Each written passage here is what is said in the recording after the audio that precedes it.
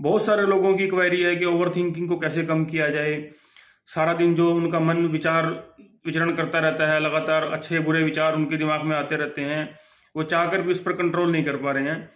लेकिन जो बात समझने की है वो ये है कि आपका ये उस पर कंट्रोल करने की कोशिश करना ही ये ट्रैप है जिसमें आप ओवर थिंकिंग में फंसते जा रहे हैं। योग शास्त्र में एक बड़ी ब्यूटीफुल स्टोरी है। एक गरीब आदमी को एक साधु बाबा टकरते हैं जो बहुत सारी चमत्कारिक विद्या के जानकार हैं। गरीब आदमी वो चमत्कार देखता है और बाबा से विनती करता है कि ये चमत्कारिक विद्याएं मुझे भी सिखा दीजिए।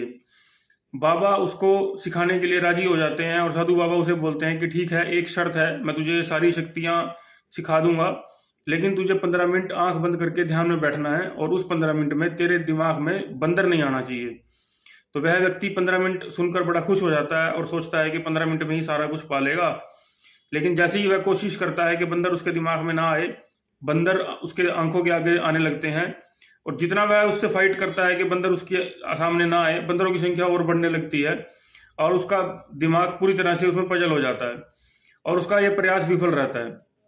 तो यहाँ से जो सीखने की बात है वो ये है कि जब आप ओवर थिंकिंग के शिकार होते हैं, विचार आपके दिमाग में आ रहे होते हैं, तो आपकी ये कोशिश कि इसे कम करना है या मैं अपने विचारों को कंट्रोल करूं, ये कोशिश ही है जिसकी वजह से आपका माइंड उस विषय में और ज़्यादा इन्वॉल्व होता जा रहा है।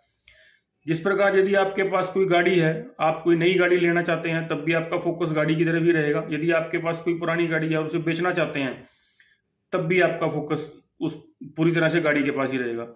तो आपके मन का विषय वो बन जाता है जिसके आप पास जाना चाहते हैं, जिसके आप दूर जाना चाहते हैं। दोनों ही सूरतों में सब्जेक्ट सेम रहेगा, लेकिन आपका माइंड उसमें पूरी तरह से इन्वॉल्व हो जाएगा।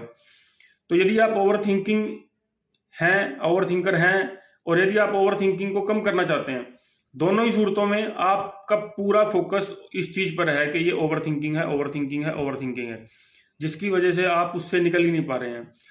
आसान तरीका क्या है कि आप एक्सेप्ट करें, उससे फाइट करने की कोशिश ना करें और ऐसा मानना बंद करें कि ये ओवर थिंकिंग है तो ये मेरे लिए नुकसानदायक है।